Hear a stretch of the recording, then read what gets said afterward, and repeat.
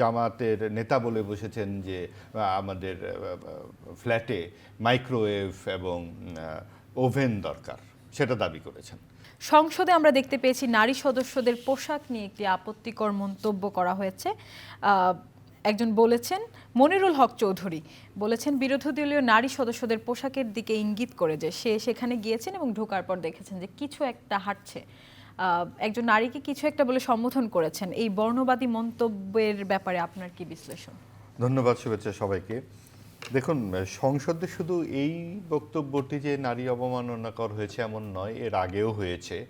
একজন আমির হামজা নামের এক সংসদ সদস্য তো সরাসরি যে আপত্তিকর বর্ণনা দিয়েছেন, এটা নিয়ে যতখানি আপত্তি বা প্রতিবাদ উত্থাপিত হবার দরকার ছিল সংসদে, সেটা কিন্তু আমরা দেখিনি এর আগে।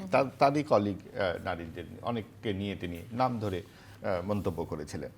তো আমরা যেটা দেখতে পাচ্ছি যে সংসদের ভেতরে যে সংসদ সদস্যদের অদক্ষতা, অযোগ্যতা এবং রাজনৈতিক অভিজ্ঞতাহীনতার ছাপ তাদের বিভিন্ন বক্তব্যে, আচরণে বোঝা যাচ্ছে।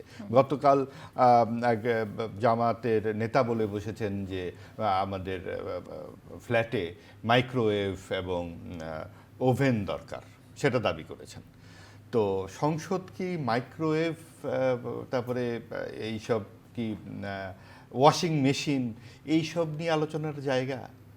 দেশের মানুষের যে জীবন মান, তাদের যে পরিস্থিতি, তারা কোন জায়গায় আছে এবং ওই জায়গাতে আমাদের আইনের শাসন এবং গণতন্ত্রের পক্ষে কোন কোন বক্তব্যগুলো সামনে আসবার কথা, সেই সমস্ত কিছু আলোচনা না হয়ে যেই ব্যাপারগুলো আমাদের এখন জনগুরুত্বপূর্ণ, সেখানে কিন্তু আমরা বিরোধী দলের বিশেষ করে তাদের যেই প্রতিবাদ এবং যুক্তিসঙ্গত আচরণ প্রয়োজন, আমরা একেবারেই অনুপস্থিত দেখতে পাচ্ছি।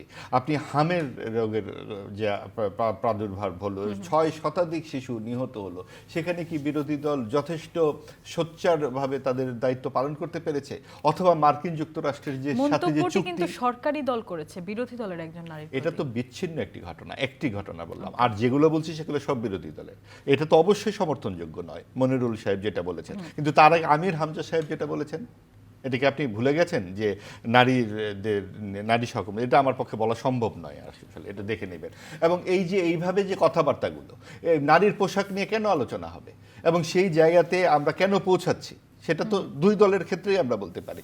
এবং অন্যান্য যে আলোচনাগুলো, আমি যেই বিষয়গুলো বললাম, এগুলোও কিন্তু উপেক্ষিত। এবং যেগুলো জনগুরুত্বপূর্ণ আলোচনা, সেই জায়গায় বাদ দিয়ে আমরা প্রায় 3 মাস বয়সে এই সংসদে অধিকাংশ সময়ে আমরা শুনলাম যে জুলাই সনদ সংস্কার নিয়ে আলোচনা এখনো চলছে। হ্যাঁ, জুলাই সনদ সংস্কার নিয়ে আলোচনা। এই সংস্কার ছাড়া, এই সংবিধান সংস্কার ছাড়া বাংলাদেশের মানুষের কি আর কোনো প্রয়োজন নাই? আপনি জুলাই সংস্কার এবং জুলাই সনদ নিয়ে যে পরিস্থিতিটা, সেটা তো আমরা সবাই জানি এবং নিশ্চয়ই সেই জায়গায় একটি সিদ্ধান্তে উপনীত হবেন সকলে। এবং তার জন্য বিএনপিও তার জায়গাটি পরিষ্কার করেছেন অনেকটা, জামাত এবং এনসিপিরও জায়গাটা আমরা অনেকখানি জানি। তো সেই জায়গায় যদি তারা এই জায়গাতেই ঘুরপাক খেতে থাকেন, তাহলে মানুষের যেই জীবনযাপন এবং যেই সমস্ত রাজনৈতিক অর্থনৈতিক যে বিপত্তি তাদের সামনে প্রতিনিয়ত আসছে, সেই জায়গায় আপনি দেখুন যে প্রথমে 100 দিনে 605টি খুন টিআইবির রিপোর্টে, বিপর্যস্ত আইন শৃঙ্খলা পরিস্থিতি। আপনার এই জায়গায় জবাবদিহিতার বিষয়গুলো কি আসবে না? সেই জবাবদিহিতা এবং গণতন্ত্রের প্রশ্নে আপনি দেখুন যে একটি কথা আছে যে আপনার বিড়াল সাদা কি কালো সেটা খুব বড় কথা নয়, বিড়াল কি ইঁদুর ধরতে পারে কি না সেটাই সবচেয়ে বড় কথা। অর্থাৎ আপনার সংবিধানে কি লেখা আছে না লেখা আছে, তার চেয়ে বড় কথা আপনার দেশটা কিভাবে পরিচালিত হচ্ছে, কতখানি গণতান্ত্রিক এবং কতখানি আইনের শাসন সেখানে উপস্থিত, সেটা খুব জরুরি। আমরা কিন্তু এই জায়গাটিতে আমরা দেখতে পাচ্ছি যে আমরা সংবিধান এবং জুলাই সনদে আসবো। আমরা একটু